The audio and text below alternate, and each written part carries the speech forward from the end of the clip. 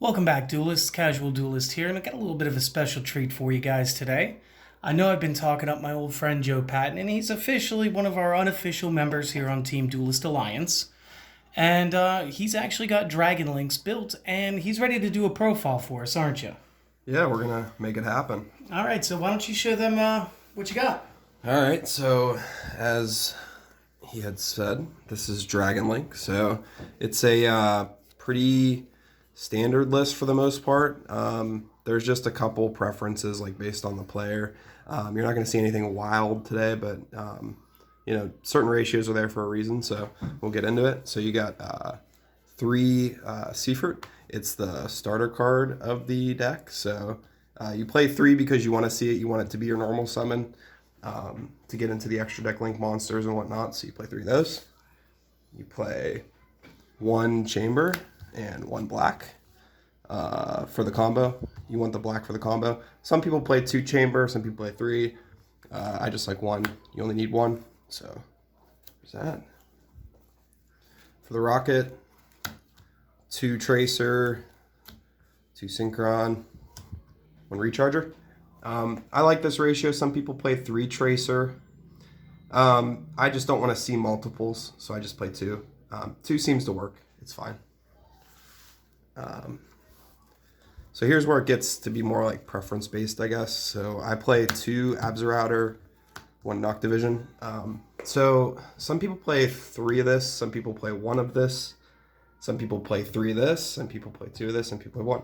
So I like the like the extension plays you can make with this, and it's still like pretty consistent. So I like to play two. This I do kind of want to up a little bit, maybe play two copies, like 2/2, but it's really preference based. They kind of do the same thing in the way they extend, but I did notice that I do kind of want to see this card more, so I might up it. But you'll see like later on with why you play what you play with these. One black and one white, pretty standard. Boss Monster, Levineer. This card, I mean, if you resolve it, you're in a pretty good position because you basically have like your board, so it's good. Another big classic Boss Monster, obviously you play that. Brotar, obviously you play Brotar. So that's it for like dragon stuff. So for hand traps, you play three Phantasme. You want to see cards in your deck, so you want to play this. So I noticed like in this format, like hand traps, like outside of Nib, like they're not really breaking boards. They're just like preventing the inevitable type thing. So I'd rather play this, see more cards. Three Ash Blossom, just the most standard. This card's just broken. It's just probably gonna be hit, but it's really good. I mean, if you're going second and you play this, it just allows you to full combo. Three Chaos Space, standard. This card's probably going to be hit. Three or Legacy Guard Dragon, standard. Three Quick Launch. Quick Launch is probably going to be banned. Boot Sector and Ravine, those are your field spells. I mean, you know what they do. They're good, they're broke. And then the two Tiding to go with the Chamber. So this card is like what you really want to end your board on, at least one of these set, because it's like it's a interruption and disruption on your opponent's turn. Some people play the new version with like the fog blades and the boots and whatnot. I like this more. It's just I like chamber more, so I like this card more. That's just my opinion. But some people like the fog blade version more. Just really based on preference. So that's it for the main. So for the extra, you play three Striker Dragon. This is your Link 1. This is what you always start your combos off with. Your two Seals. This card's really good. So this is your going first. You want to have this on your board when you pass turn, so that way you can interrupt your opponent's plays and then just push for game the following turn. So you always want to have one of these. You play two because sometimes you don't always win. Sometimes you can't push for game the following turn, so you have a second one to go into to interrupt their plays again. LP, Pisty, Sword, and Quad Boral. So these are all pretty standard. The Quad Boral has become like such a standard in the deck. It wasn't a staple in the deck for a while, but I think people realized like it's just another negate. It's another really good control card. So like you can build your boards, and adding this to the board just makes the board that much stronger. So it just kind of became a staple. It's really good. Some people don't play this, but I think most people do now. It's just really good. Obviously, LP Pisty, I don't know how this card hasn't been banned yet. Same with this one. This one's worse, but you know they're both just really good. This deck extends as far as it does because of this card and this card. So, and then you play the Apo and the ROM. The ROM's a standard because you need it. You want to attach this to a guy that I'm going to show you later on because he just gets more negates, and he gets you the field card. You know, which is important. Apo is something that's not standard. I like it. You can play other stuff. You can play Hauki. You can play this is like that open slot. So I mean, it's really just what you want to play. You can even play Beat Cop. I've seen people play Beat Cop, which is pretty cool. So, and then for the synchros, we'll just do the standard ones first. So this guy, he's good. This guy, he's good. This guy, he's good. So these are all standard. They're all good. This is like your boss monster. Like I don't think they're gonna hit this card, but like this card is like stupid good. This card, as long as you hit like a chaos space or something off of it, it's like such a huge extender. And this is just another negator card. It's really good. And then this card here. So, do you want to elaborate on this a little bit? Okay, so like Scarlet Red Dragon Arcfiend, clearly a great 8-star synchro monster. And especially if you're going second, you're going to see a lot of big boards being built in this game, which is, again, why we want to play Nibiru so often. But what's going to happen is when this card is on the field, it's not only to be considered Red Dragon Arcfiend, so if you're playing something a little more themed, something that you're more likely to see on this channel, that's great. Secondly, his effect is going to be like once per turn, you're going to check all the special summon monsters on the field. Anything that is at or less attack points than this, and again, this is 3,000 attack points, is going to get destroyed by this effect. It does disclude itself, so it is going to stay. And then your opponent is going to take 500 points for every special summon monster that was destroyed this way and sent to the graveyard. And what this is going to do is it's going to cause a nice life point imbalance. It's also going to help you break the board a little more successfully and maybe a little more painfully than should you have played Raigeki, Dark Hole, insert whatever card you like here, Lightning Storm. And again, as an 8, it's just very good. You don't always see this, and it's just a really good tech choice, honestly. You got a side deck too. That's something else I normally don't have. What do you got? Yeah, so this is just a fully built, like I have this all built. Obviously, like in our local area, we don't have locals going on right now because of, you know, COVID and whatnot. So, but it is there. I just keep it updated. That way, if our locals do start back up again, I have something ready to go. But so I'd say like 9 of these cards are like absolutely necessity, you know, a necessity for the deck. Based on your local meta. So, but I think Dragon Link's popular enough to where like you're gonna run into it, and like certain other stuff like Shadalls and things like that. Like they're cheaper decks that are really good, so you'll probably see them. So, but anyways, I'll get right into it. I play 3 Nib. So Nib's just really good, especially really good against Dragon Link because you can just basically bust their whole board. You just want to basically wait until the Dragon Link player plays a Savage. So when he plays a Savage, 9 times out of 10 they're done extending. So if they have like, you know, 1 or 2 cards left in their hand, you nib them there. They're basically screwed. Really good players can still play out of it because they'll save like 2 really good extending cards for the end in case they get nibbed. But yeah, so nib's really good. So this is a card that you can swap out. I just like the Gamma package.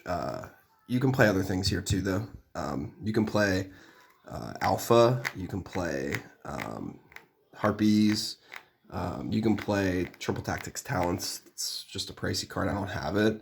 I do have Alphas on the way, so I might swap these out and maybe add what I'm going to go into next, which is Lancia. Maybe I might add a 3rd Lancia.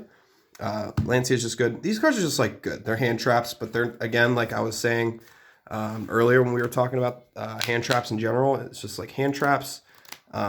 they're not really as powerful, I think, as we thought they were going to be at the beginning of the format. Like, people can still extend through them and make their plays. So, like, I'd rather have cards like Dark Ruler No More, or, something like that that's going to, like, just stop them from doing whatever they're doing. So on my turn, I can just go off and then just bust their whole board, rather than trying to, like, stop them in the middle of their combo, because 9 times out of 10 they can just keep going.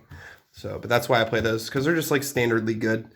Against certain decks, they're really good, but against most decks, they're just like, they're like average or subpar. So, so I play 3 Cyclone. These are really good. Just because they're quick plays, so you can, like, set them. You can, like, activate them on your opponent's turn, which is really important, like to hit field spells and things, like, depending on what you're playing. And then same thing with Twin. Twin's really good. Twin's really good against the Eldlik decks, because they play, like, trap monsters and stuff, so you can just, like, twin their monster, and then you can just swing for game. So it's good. Like, a lot of people play like Feather Duster, and they play, like, Lightning Storm and, like, things like that just, like, break whole boards. But I found, like, with Twin, the fact that you can activate it, like, in the standby and stuff is just, like, it's really important, because a lot of cards activate in the main phase, so you can stop them before the main phase, So, but yeah, that's aside. It's 15. Yeah, so that's it. All right. Did you want to show them like a basic build up? Just like a basic build to an end game board real quick? Yeah. Okay, so as long as you have a starter card, which is like one of these here. This is more of an extender for a combo card, but just for, like, lack of it being difficult, like if you have your best starter, which is here. So you want to start with a Seafort or a Chamber. And then you link off into your Striker, and then what you want to do is, from Striker, depending on what cards are in your hand, I'm not going to go through, like, the full combo, but from Striker, you're going to special something, and then go into this, and you're going to continue to special out. Oh, yeah, maybe bring that down just a little bit. So you're going to go into this, and then you're going to keep specialing and bringing stuff out, and then you're going to basically end on a board. You're going to go into LP, Pisty, and you're going to use your different cards to, like, swap their positions and whatnot to make sure you can get stuff out from your graveyard for there. But basically your end board is going to be this, and sometimes you even get, like, this out, and sometimes this is this.